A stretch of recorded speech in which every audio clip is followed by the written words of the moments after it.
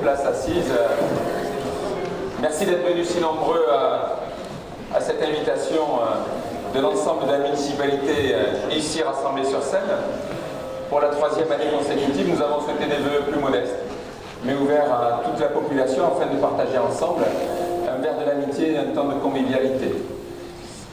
Merci et bienvenue, bien entendu, aux élus communautaires, à Marcel Trouet, notre président, au maire présent, également au maire issu du Tursan, puisque nous avons, depuis le 1er janvier de cette année, une nouvelle entité. Nous ne sommes plus dans le territoire de la communauté des communes du Cap de Gascogne, mais dorénavant dans celle de Chalosse-Tursan. Merci aux représentants du culte, aux instances décentralisées, administratives, aux corps enseignants, aux militaires, à la gendarmerie nationale ici représentée, ainsi qu'aux directions d'établissements sanitaires. En ce démarrage de discours, je voudrais avoir une pensée amicale à celles et ceux qui nous ont quittés cette année 2016, et en particulier à 2 de nos prédécesseurs qui ont œuvré au sein du conseil municipal, à savoir le docteur Paul Dubeda, ancien maire adjoint en charge du patrimoine, qui a été à l'origine de la rénovation dans la salle des Jacobins et plus largement a mené pendant 4 mandats une action forte. Et également une pensée pour Hubert Baillet, créateur de la bande Alos Allégresse, et qui a été également pendant 2 mandats conseiller municipal. Je voudrais ne pas rester sur cette pensée douloureuse et me réjouir aussi des bonnes nouvelles et souhaiter un bel avenir aux 39 jeunes Saint-Séverins qui ont vu le jour en 2016 et nos 2 plus jeunes, la petite Manon Roudil, née le 9 décembre 2016, ainsi que le petit Ayen André Toka, né le même jour. Il m'appartient également de citer notre doyenne, Madame Raymonde Pouille-Ségur, née le 17 février 1914, et qui est toujours en pleine forme et est un vrai rayon de vie au sein de l'EHPAD, et Louis Langlade, notre doyen, né le 17 décembre 1920 et qui vit toujours chez lui. 2016 aura été une année de crise. Il y a 2 ans, nous nous étions retrouvés ici sous le choc de ce que fut l'attentat de Charlie Hebdo. L'an dernier, nous nous retrouvions de nouveau avec des attentats qui venaient de marquer notre territoire au Bataclan et contre l'Hyper-Cacher. Et le jour de notre fête nationale en 2016, une nouvelle vague d'attentats a frappé notre pays, à Nice, puis quelques jours plus tard au travers de l'assassinat du père Hamel. Cette situation répétée met au défi notre République. Elle change notre mode de vie. Les animations que nous avons organisées ces derniers temps ont fait l'objet de mesures de sécurité tout à fait particulières. Et je voudrais ici, en votre nom à tous, remercier nos soldats.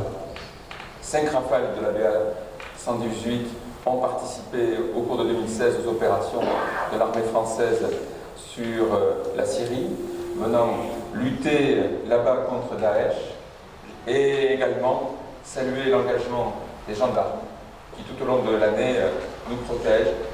Vous ne le saviez peut-être pas, mais nous avons eu des réservistes durant toute la période de Noël, hébergés ici au Jacobin pour participer aux côtés des gendarmes à veiller à notre sécurité. Je crois qu'on peut les applaudir parce que ce sont des gens qui s'engagent tout au long de l'année.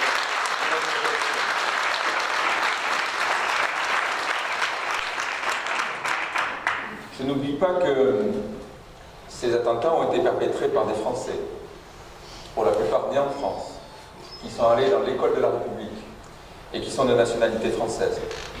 Tout ceci nous interpelle nos responsables nationaux, pour qui le combat contre le totalitarisme islamiste sur notre sol français doit être une priorité, qui appelle sûrement des mesures complémentaires.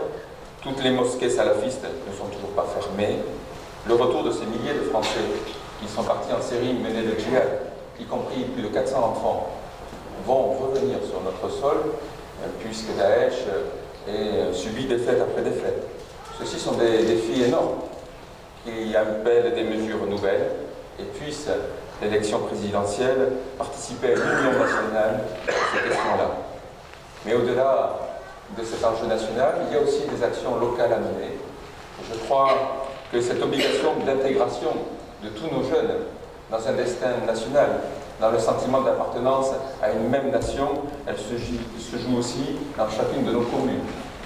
Et en ce sens, les actions qui sont menées sur Saint-Sevé, au travers de l'école des jeunes sapeurs-pompiers, où samedi après samedi, une vingtaine de jeunes s'engagent, apprennent la discipline et se découvrent en comment on peut servir les autres. Le lien entre l'Union des anciens combattants et les directions de nos écoles pour le jour du 8 mai et du 11 novembre, venir commémorer notre histoire et les épreuves qu'ont traversé notre pays. Le champ de bataille 14-18, venant nous rappeler qu'il n'y a pas si longtemps que ça, c'est les pays d'Europe qui s'affrontaient entre eux, sont autant d'initiatives visant à ancrer la valeur d'engagement, l'inscription dans un récit national, bref, à renforcer le sentiment d'appartenance. Et je tiens à remercier tous les responsables d'associations qui, par leur bénévolat, participent à des actions auprès de nos jeunes visant à mieux les intégrer dans notre commune. Cette crise politique, cette crise sécuritaire n'est pas la seule crise qu'a traversé notre territoire.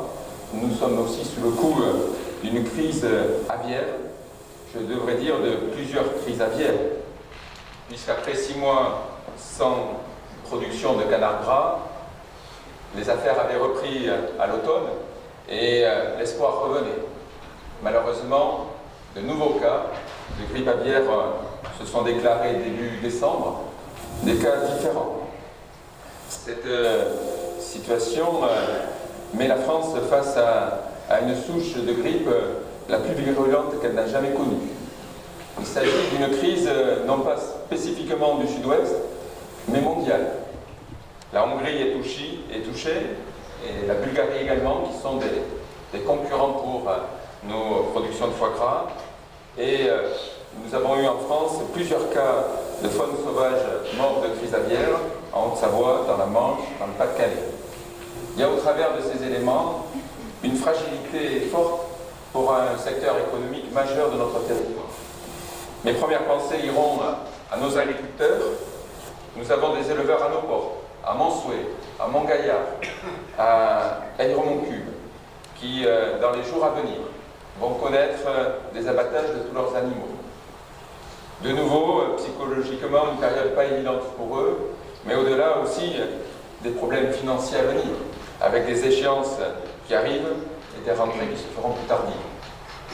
Puisse l'État être de nouveau au rendez-vous et, si possible, verser les sommes d'indemnisation le plus vite possible pour que cette période puisse être traversée la moins catastrophique possible. Mais cette crise met à mal nos entreprises.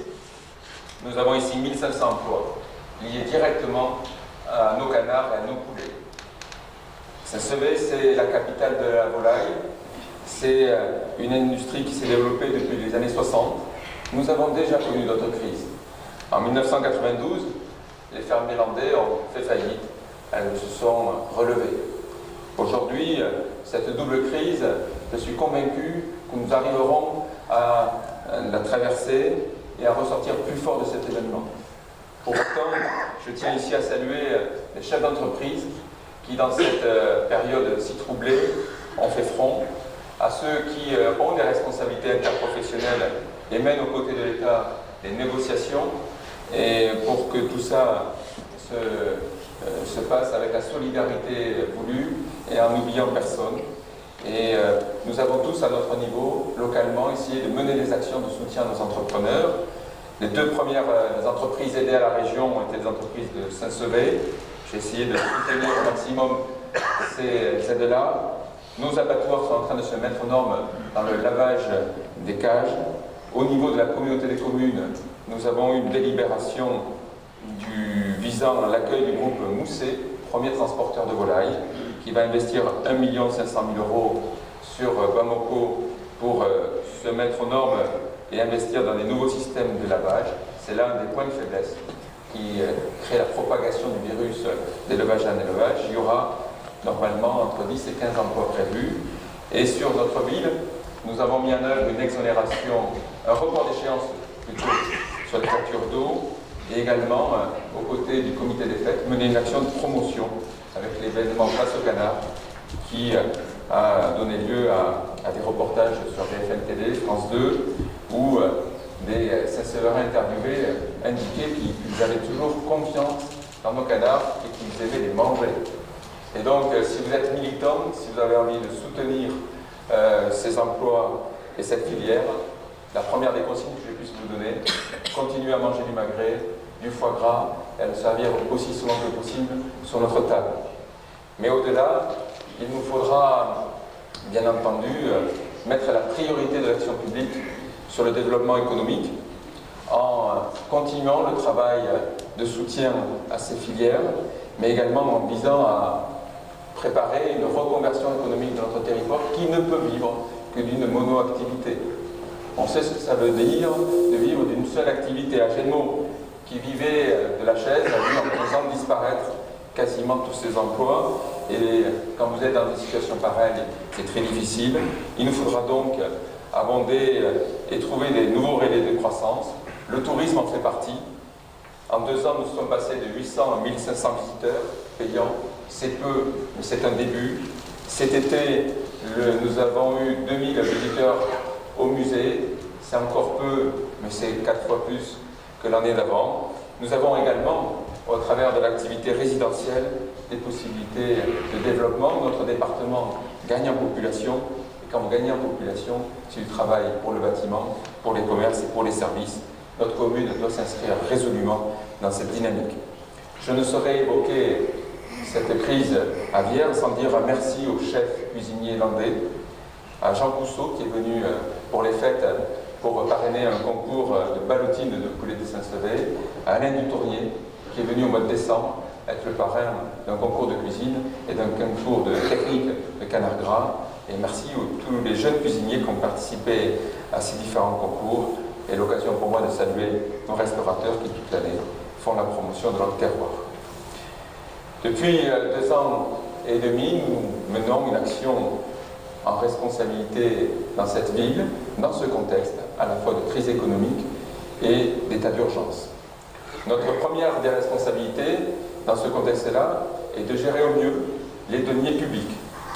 Et nous menons depuis 2 ans une action méthodique pour maîtriser les dépenses.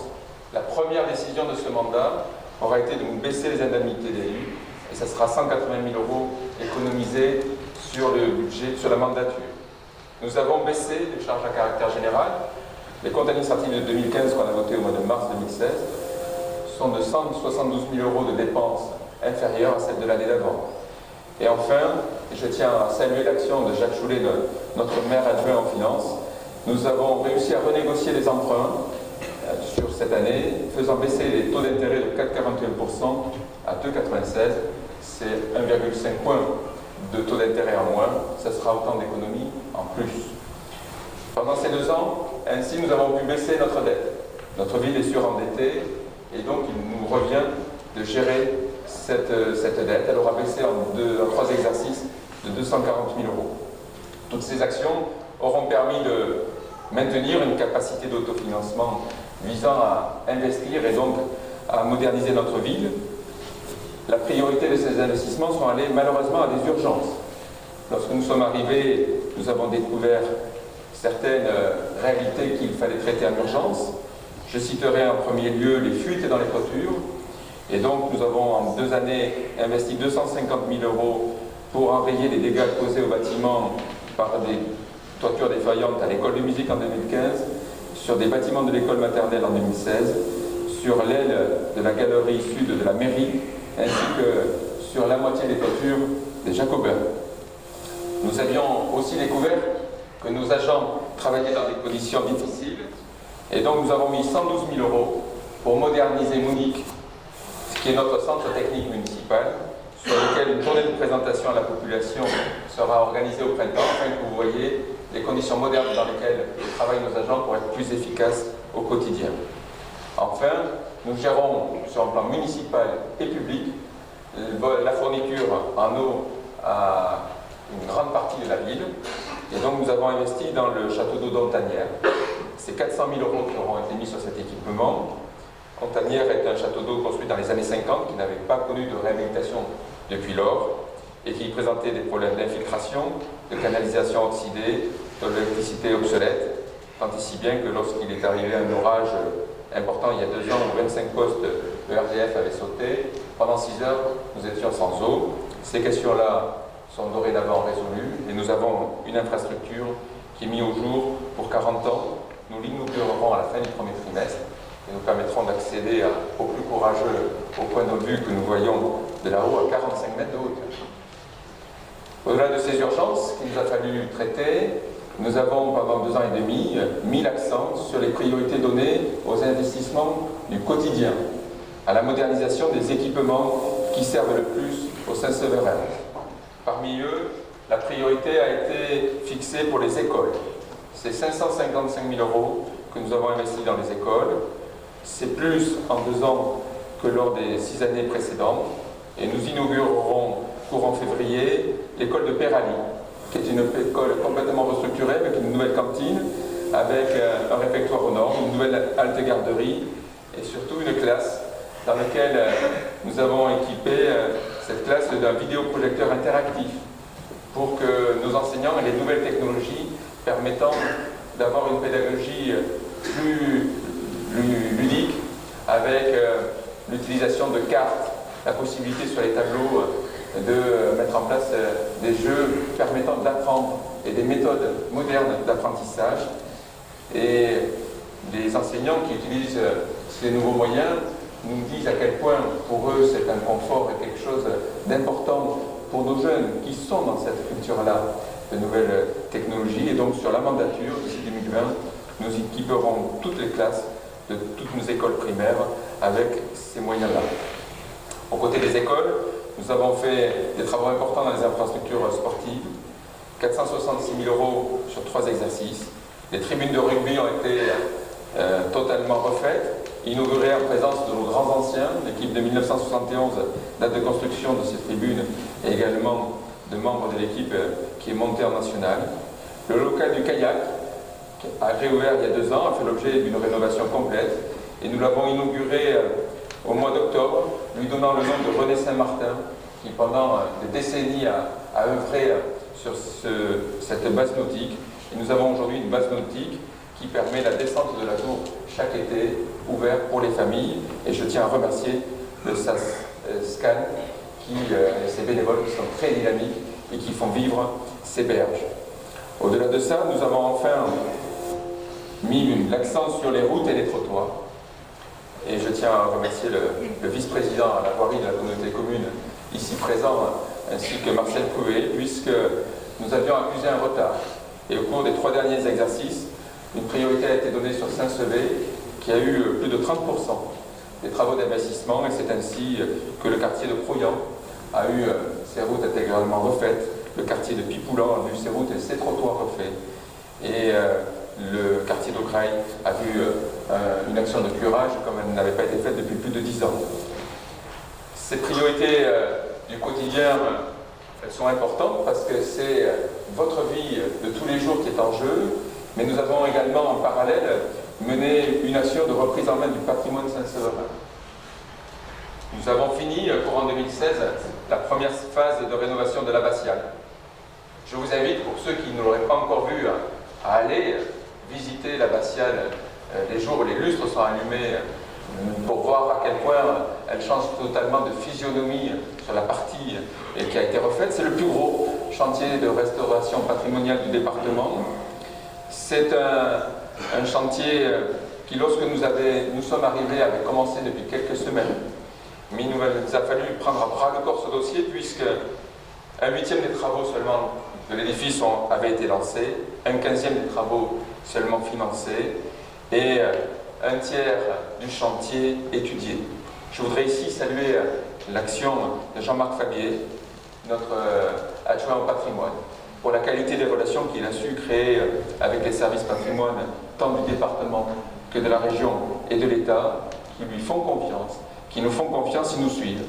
Et ainsi, nous pourrons, d'ici fin 2019, probablement pouvoir finaliser la rénovation complète de cet édifice qui est classé à l'UNESCO. Nous fêterons le mois prochain les 20 ans du classement du chemin de Saint-Jacques à l'UNESCO, et il fait partie aux côtés de Moissac, de Vézelay, des grands sites inscrits sur ce chemin. Et nous avons mis en place dans la deuxième phase qui va commencer au printemps, nous avons rajouté des touches personnelles, je dirais. Cet édifice est un édifice de culte qui, bien entendu, doit servir pour le culte. C'est aussi un atout touristique. Et donc, nous avons obtenu des services préfectoraux la possibilité d'ouvrir au public, dans le cadre de cette rénovation, des tribunes, l'accessibilité aux orgues et également l'accessibilité au clocher, de façon à ce que dans quelques années, dans le cadre de visites guidées, vous puissiez profiter de la vue sur la ville de là-haut. Mais Saint-Sevé n'est pas riche que de l'abbatiale. Nous aimons, nous Saint-Séverins, ces Jacobins, nos Jacobins, qui sont le lieu de vie des Saint-Séverins. Et l'an dernier, nous avons mené une action forte de restauration avec la cour, qui a été faite dans un enduit esthétique et polyvalent, avec également les pots de fleurs et les ifs qui viennent agrémenter ce lieu. Vous avez également l'église, cette grande pièce à côté, qu'on appelle souvent entre nous la chapelle, qui a fait l'objet d'une restauration profonde avec un chaulage traditionnel qui rend totalement propre les murs avec la pose des vitraux. Et en 2017, ces travaux se poursuivront avec la mise en conformité établissement recevant du public et un éclairage embellissant les lieux et le rendant plus agréable. Nous avons également, sur 2016, initié un travail sur le musée avec le film sur le Béatus qui a été projeté pour la première fois l'été dernier avec sa version enfant. Ce musée va faire l'objet en 2017 de travaux lourds et nous aurons deux temps forts.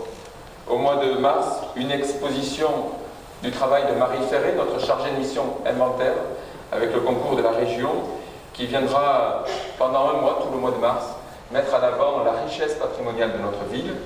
Et puis derrière, au mois de juillet, un musée revu, corrigé au goût du jour, et qui fera l'objet d'un lancement où la population sera invitée à le découvrir. Tous ces travaux que j'ai listés, ils sont nombreux, ont été pour certains d'entre eux faits en régie, c'est-à-dire par les équipes municipales. Nous avons embauché un électricien, nous avons recruté également un peintre, nous avons une capacité dorénavant à pouvoir réaliser en interne des travaux, et ainsi ces travaux coûtent moins cher que lorsqu'on fait appel à des entreprises extérieures. C'est ainsi que les WC des Jacobins ont été intégralement refaits. Je vous invite à aller les découvrir. Les bancs publics ont commencé à faire l'objet d'une reprise intégrale. Le centre technique, les arènes, sont autant de travaux qui ont été faits par nos équipes. Et il y a là un choix. Nous avons tellement de mètres carrés sur les bras qu'il y a en permanence des petits travaux à faire. Et que donc, d'avoir la compétence en interne de réaliser une partie de ces travaux, c'est quelque chose d'important. Et vous allez me dire, mais où est-ce que vous avez trouvé l'argent pour faire tout cela? Nous avons trouvé les moyens de mener une action plus forte que ne le permettaient les capacités financières de notre ville en allant à la pêche aux subventions. Lors de la mandature précédente, les subventions obtenues de l'État, de la région, du département étaient de 13% du montant de l'investissement de la commune. En 2015, c'est 34% des investissements de la commune qui auront fait l'objet de subventions du département, de la région et de l'État. En 2016, c'est plus de 45%. Bref, presque la moitié de ce que nous réalisons est payé par d'autres instances qui accompagnent notre collectivité. Ça ne se fait pas tout seul. C'est encore une vingtaine de dossiers de subventions qui ont été menés cette année. C'est des rencontres pour faire de l'obéi, pour nous battre. Nous étions encore avec Jean-Marc vendredi à la région sur la question du musée, de façon à obtenir un maximum de financement. Au-delà de ça, j'en finirai sur les actions de 2016. Lors du conseil municipal du 29 décembre, nous avons adopté le nouveau plan local d'urbanisme. C'est un document qui régit les lieux sur lesquels on peut faire construire, les lieux qui ont une vocation agricole, les terrains qui sont naturels, c'est surtout un document qui vise à dresser un projet de ville fort. Quel est-il? Notre projet de ville consiste à conserver à Saint-Sevé sa fonction de ville. Une ville vivante où vous trouvez sur place les services, les commerces, tout en restant en même temps un grand village où on se connaît et où on peut vivre paisiblement. C'est un vrai défi pour nous, car la mise en 2 fois 2 voies de la route nous liant au Marsan nous a intégrés de fait dans l'aire urbaine montoise, faisant courir le risque à notre petite ville de devenir une banlieue dortoir. L'action de votre municipalité consiste dès lors à transformer cette menace en opportunité et à faire de cette proximité accrue, de cette réduction des distances en temps avec la préfecture, un moyen de renforcer notre dynamisme de notre cité. Ceci passe par un développement raisonné de la population, qui sera prioritairement orientée sur le centre-ville. Cette ville ancienne, qui à la Révolution était la plus peuplée du département, qui comptait 5800 habitants, et aujourd'hui en grande partie vide. Nous avons 260 logements vacants, 260 logements vides au sein de cette ville ancienne. Et donc, nous nous sommes fixés comme objectif, dans les 10 années à venir, d'en réhabiliter la moitié pour venir permettre à des nouvelles familles, à des nouvelles personnes, à 300 habitants de venir vivre dans ce cœur ancien.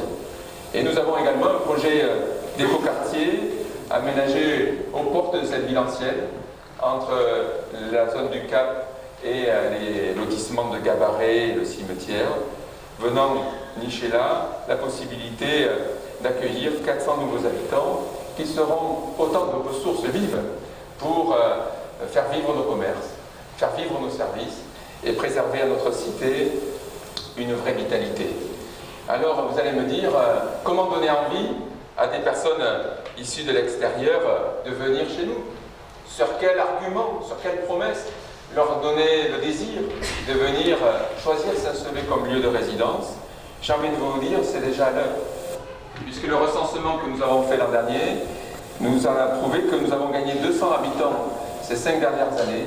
Nous sommes passés de 4750 habitants à 4933.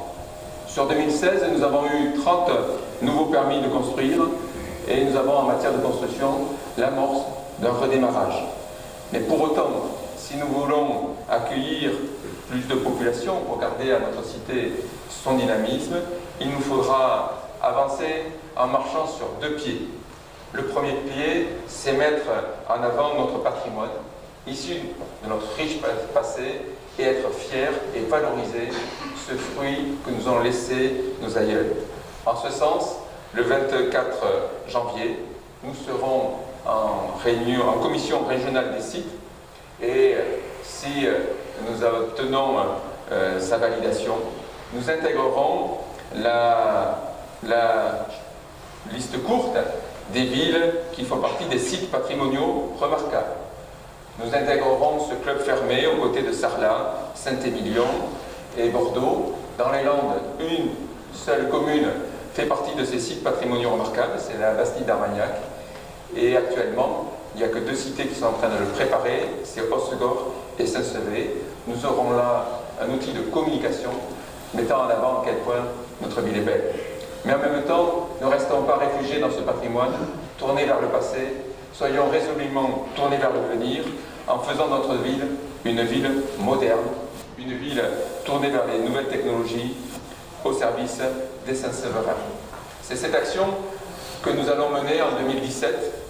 Nous basculons dans la deuxième partie de notre mandat, et il nous paraît important, après avoir traité les urgences, après avoir investi dans les équipements du quotidien, ce que nous poursuivrons, d'initier des actions qui préparent l'avenir. Cet avenir, il passe par 4 grands dossiers, et je voudrais vous en livrer rapidement leur teneur. La première, c'est un plan de revitalisation du centre-bourg, qui passera par des investissements d'importance, des halles restructurées, pour en faire, avec sa place qui sera refaite, le cœur battant du marché hebdomadaire, avec des équipements modernes pour les commerçants déjà existants, les agriculteurs qui déjà y commercialisent leurs produits, mais une capacité à accueillir plus d'exposants pour que ce marché vive encore plus fort et redonne de l'élan à notre cœur de ville sur le plan commercial. Nous allons également investir sur Morlagne, qui est le site des fêtes, qui est notre jardin public, qui est également un parking gratuit d'importance. Et donc c'est un site sur lequel nous allons mener des travaux très coûteux, de l'ordre de 300 000 €, mais qui permettront de libérer la vue, de replanter les arbres qui ont été abattus pendant les 2 tempêtes, mais également de rendre un aspect paysager à la place en faisant un véritable mail tout en conservant les stationnements dessous. Dans ces projets d'investissement d'importance, il y a également porté conjointement avec la communauté de communes la requalification de la montée de Morlagne pour créer une liaison entre la plaine des sports, la ville basse et la ville haute. Il y a là un enjeu important pour qu'on puisse se déplacer en totale sécurité, à pied, en vélo et en voiture. Ces réalisations ne suffiront pas à revitaliser notre centre-bourg. Nous avons également des outils pour permettre aux propriétaires de rénover les logements, de rénover les façades, de rénover les habitations. Ça passe par 2 outils. L'aire de valorisation de l'architecture du patrimoine, qui viendra définir précisément quels sont les critères de rénovation des bâtiments. Nous sommes dans des périmètres des monuments historiques et donc on ne fait pas ce que l'on veut. C'est souvent coûteux. Mais en contrepartie de ce surcoût, qui est déjà quelque chose que subissent les propriétaires saint-séverins, cette mise en place de l'aire de valorisation de l'architecture et du patrimoine donnera droit à partir du printemps 2017 à des exonérations fiscales de l'État pour rendre ce cœur plus attractif. Il y a également une opération programmée de l'amélioration de l'habitat qui va voir le jour, qui donnera droit à tous ceux qui vont investir pour rénover des logements, à des exonérations fiscales, à des aides, de façon à ce que, au fond, il soit rentable d'investir à Saint-Sever et de rénover ses habitats. Il y a également la question des parkings, que nous n'oublions pas, et nous avons dans le plan local de l'urbanisme défini des endroits réservés pour créer des futurs parkings avec tous ces outils, ces produits, ces investissements phares, ces aides à la rénovation pour tous les particuliers et ces parkings. Je pense que nous serons en capacité de rendre de la vigueur à notre centre-bourg. Cette ville, et ça sera le 2e point que nous allons mener, nous allons la faire entrer dans l'ère numérique. Nous allons lancer courant 2017 un chantier d'importance qui va durer 4 ans et qui sera porté par la Régie municipale des eaux. Nous allons profiter du changement des compteurs d'eau pour y mettre des technologies nouvelles qui permettront la télé-relais. Vous pourrez, en temps direct, sur votre téléphone portable, être averti d'éventuelles fuites sur ce réseau d'eau. C'est là l'utilisation des nouvelles technologies au profit de quelque chose qui est au service de chacun d'entre nous. Et cet investissement va permettre de mettre en place un réseau, une couverture réseau bas débit. Et nous serons une des premières villes du département à être équipée de ce réseau bas débit universel qui va vous permettre dans un 2e temps de mettre en place des outils qu'on appelle de villes connectées, d'objets intelligents, d'objets connectés. Comment dans cette ville nous pourrons demain avoir à distance la ventilation, le chauffage, les alarmes qui s'allument, qui s'éteignent grâce à cette couverture bas débit. C'est l'utilisation des nouvelles technologies à votre service. Ça ne peut voir le jour que s'il y a la couverture débit. Nous avons des villages autour de nous qui ont des problèmes de couverture de téléphone, des couvertures en ligne internet. Notre ville est mieux équipée, c'est une chance. Nous avons également la fibre optique qui est arrivée cette année dans notre ville. Nous aurons au travers de ce réseau complémentaire la possibilité de faire une modernisation complète de notre ville. Mais cette ville, elle ne passe pas simplement par une revitalisation du centre-bourg, elle ne passe pas simplement par une action d'intégration des nouvelles technologies, elle passe aussi par une priorité donnée au développement durable. Nous avons une responsabilité à la matière. Nous avons obtenu en 2016 le label Ville étoilée. Les actions de maîtrise des consommations en matière d'éclairage public ont fait l'objet d'une priorité nationale et d'un label que nous avons obtenu, parce qu'il nous faut protéger les animaux et ça ne sert à rien d'éclairer quand il n'y a personne dans les rues, c'est du gaspillage d'électricité. Mais nous avons également engagé une politique en matière de zéro phyto, c'est-à-dire nos services municipaux n'utilisent plus aucun produit phytosanitaire, aucun produit chimique pour entretenir nos espaces verts. Et donc, des fois, vous pouvez vous dire, tiens, il y a des mauvaises herbes. On a l'impression que la ville est moins bien entretenue. Dites-vous surtout qu'elle est moins polluée. Parce que là où autrefois vous passiez un coup de gramoxone ou de Roundup, mais demain il faudra passer 3 ou 4 fois pour un désherbage manuel. C'est un enjeu important, mais ce n'est qu'à ce prix qu'on arrêtera de rejeter dans l'Adour et dans nos rivières des produits chimiques qui ont aussi un coût de retraitement, qui ont aussi un coût derrière de gestion des déchets. C'est quelque chose où nous sommes à l'avance, c'est quelque chose qui va toucher dès 2019 tous les particuliers. Vous n'aurez plus non plus ces produits chimiques si connus à pouvoir utiliser. C'est quelque chose qui prépare l'avenir. Ça nous obligera à un fleurissement raisonné qui demandera plusieurs années, où il y aura peut-être moins de jardinières avec des plantations d'été, mais plus de vivaces, plus de tailles douces. Bref, on va revenir peut-être à une vraie nature. La quatrième et dernière action d'avenir, c'est notre écoquartier. C'est un quartier qui fait peur. Alors, est-ce qu'il y aura des constructions en bois? Est-ce qu'on va nous empêcher de construire comme on veut? C'est souvent les réflexions que l'on entend. Ce n'est rien de tout cela. C'est ni plus ni moins que de construire d'une façon intelligente en reproduisant ce que nos aînés savaient faire, avec une organisation des rues et de l'implantation des maisons économes en terrain, de façon à avoir des prix abordables de construction, avec des logements RT 2020 à énergie positive, pour avoir des coûts de consommation de chauffage et d'électricité le plus modique possible, mais également un véritable confort d'été. Nous allons vers des étés de plus en plus secs. Nos agriculteurs le savent bien. L'année de maïs a été catastrophique cet été. Il nous faut dès à présent s'y préparer. Donc cet écoquartier, il vise à avoir une prise en compte de ces éléments-là. Nous avons choisi, au travers d'un concours d'architecte urbaniste, un cabinet qui vient de Bordeaux, qui travaille sur ce projet. Les premiers lots seront à vendre courant 2017 et le vrai démarrage de cet écoquartier sera pour 2018.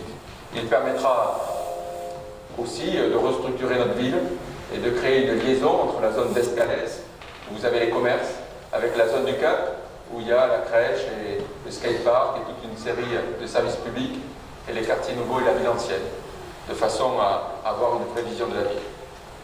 Toute cette action que nous menons, on l'a fait dans un seul et même objectif: vous offrir une qualité de vie, que vous continuiez à pouvoir être heureux et épanoui dans notre ville. Je voudrais, en mot de conclusion, remercier toutes celles et tous ceux, notamment au travers des associations, qui participent à cette qualité de vie, donnant notre ville une ville vivante. Nous n'avons jamais eu autant d'associations qu'aujourd'hui. Merci à la section théâtre et chant des Cadets de Gascogne d'avoir vu le jour. Nous accueillons également une nouvelle association qui a organisé une conférence sur le commerce équitable à l'automne. Nous accueillons également une nouvelle section, la 28e, sportive, à travers le hand, section féminine, qui a tant d'enthousiasme. Mais nous avons aussi une diversité d'animations, d'événements culturels, avec les Vasconiales, Varietas Florum, l'exposition artisanale, la semaine Torino culturelle, la randonnée de la Chandeleur. Je vais faire des oublis et donc me fâcher du monde, tellement il y en a, mais je voudrais ici encore saluer toutes celles et tous ceux qui œuvrent au quotidien au sein de ces associations. Parmi elles, je voudrais saluer une association, le Comité des Fêtes, qui organise des fêtes qui sont considérables. C'est les 3e du département en affluence et qui, dans le contexte d'état d'urgence, sont chaque année une vraie gageure. Je crois que nous avons trouvé un équilibre entre la vraie fête celle où les familles, celle où les jeunes peuvent s'épanouir, s'éclater, mais également une préservation de la sécurité. Je voudrais ici de nouveau remercier la Gendarmerie nationale pour le travail qu'elle fait à nos côtés et aux côtés du comité des fêtes pour que tout se passe bien. Parmi ces fêtes 2015, nous avons eu aussi la réussite, une réussite taurine avec une corrida triomphale, avec la sortie en brosse de Sébastien Castellien qui est le numéro 1 à l'escalafon. Nous avons là aussi une action de préservation de nos racines et de nos traditions. Nous sommes très attachés ici à la culture taurine. Cette ville, elle vise aussi à avoir une attention dans sa qualité de vie aux plus jeunes. Et je voudrais mettre en avant une action qui a été initiée en 2016, à savoir le bourse d'études pour le permis de conduire. Nous avons plus de 30 jeunes qui, en travaillant au cinéma quelques heures pour faire la projection, tenir la caisse, ont pu se payer une partie de leur permis de conduire. Parce que je crois que dans cette société de responsabilité, il peut y avoir de droits sans devoir. Et je crois qu'on peut être fier de nos jeunes. Car nous avons aussi des jeunes qui se sont engagés avec vigueur dans la classe de Saint-Sevé, quelque chose de tout à fait particulier. Et nous avons une docteure en ethnologie qui a fait une partie de sa thèse sur la classe de Saint-Sevé. Et nous aurons une projection en décembre sur cette réalité qui chaque année, en février, qui chaque année se transmet et se perpétue. Et je voudrais finir en disant qu'il y a dans notre action, pour que cette qualité de vie elle aille de 0 à 104 ans, puisque c'est l'âge qu'aura 103 ans l'an prochain notre doyenne, une attention particulière à nos aînés. Nous avons sur Saint-Sevé plusieurs centres d'accueil de nos aînés, avec l'EHPAD qui a été inauguré il y a quelques semaines, et je me réjouis qu'à cette occasion nous ayons eu l'annonce d'un accueil temporaire qui permettra aux familles de pouvoir laisser un parent pour être soulagé pendant quelques jours, pendant quelques semaines. Nous avons également eu l'annonce d'une extension avec, aux côtés de l'EHPAD, une résidence-service qui augmentera de 4 à 5, peut-être 6 logements nos capacités d'accueil. Vous le voyez tous, notre hôpital, et sa directrice est là, je tiens à saluer son travail, se modernise avec l'ouverture de la maison de santé. C'est autant d'enjeux qui sont importants pour préserver à notre ville une capacité à intégrer tout le monde. Je le disais en introduction, nous sommes dans un nouveau territoire depuis le 1er janvier. Nous aurons le 25 janvier une élection d'un nouveau président de la communauté des communes de Chalosse-Tursan. Saint-Sevé en est la ville la plus importante. Elle a été choisie pour en être le chef-lieu de cette communauté des communes. Nous nous en réjouissons. Elle sera probablement aussi choisie pour être le siège de son office de tourisme. Nous nous en réjouissons également. Nous y travaillerons avec vigueur, avec l'état d'esprit qui est le nôtre, à savoir celui de servir l'intérêt général. Nous avons découvert au travers des premières réunions que dans d'autres territoires, dans le Tursan, à Gémeaux, il y avait des initiatives qui étaient innovantes, que nous ne menons pas aujourd'hui. Nous avons aussi, sur le territoire de Saint-Sevé et de sa communauté des communes, mené des politiques innovantes que d'autres n'ont pas menées. Donc, il y aura sûrement, si nous faisons preuve de bon sens, de quoi trouver une manière de faire des choses encore mieux en commun. Et la priorité pour nous sera de les faire en minimisant le coût public de ces politiques. Il faudra que nous soyons dans un état d'esprit de mutualisation et non pas d'empilement, de façon à ce que ce soit aussi une manière d'économiser de l'argent. Nous aurons une vigilance tout à fait particulière pour que cette nouvelle communauté de communes n'oublie pas Saint-Sevé. Il nous manque une médiathèque. Le choix qui a été fait en communauté des communes, son président Marcel, nous élus de la majorité, nous nous sommes retrouvés en minorité en 2015 sur le projet que nous portions d'une médiathèque. Nous a menés dans une impasse. Il nous faudra relever ce défi et avoir au plus vite une médiathèque en cœur de ville. Nous nous y battons au quotidien. Une étude est lancée pour voir si l'usine Kravos pourrait être un lieu adapté à ce service-là. Nous en saurons plus dans quelques semaines. Dans ces réalités, nous avons aussi une autre priorité pour nous.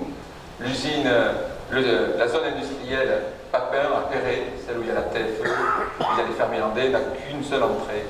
Il nous faut rapidement avoir une deuxième accessibilité par Kona, de façon à ce que cette zone puisse s'étendre et donc permettre un nouveau développement économique. Mesdames, Mesdemoiselles et Messieurs, vous l'aurez compris au travers de ce développement, nous menons une action forte dans plusieurs sujets. Et je tiens ici à saluer l'action des élus communaux qui y mettent tout leur cœur, qui y mettent beaucoup de leur temps, avec un dévouement de tous les jours et qui le font que parce qu'ils sont animés par l'amour de cette ville, notre amour de Saint-Sevé et par l'envie de vous servir. Et donc permettez-moi, en conclusion, d'adresser à chacun d'entre vous tous mes voeux de bonheur, de réussite et surtout de santé pour vous et pour vos proches. Et je vous invite maintenant à vous rapprocher du buffet où il n'y aura que du vin de Tursan. Ça nous semblait symbolique. Il n'y aura pas de poulet de Saint-Sevé, mais des charcuteries de Saint-Sevé, des pâtisseries de Saint-Sevé, parce que nous avons la chance d'avoir sur place des produits faits par nos agriculteurs et nos artisans de grande qualité et que nous aimons et que vous soutiendrez en les mangeant. Bonne journée.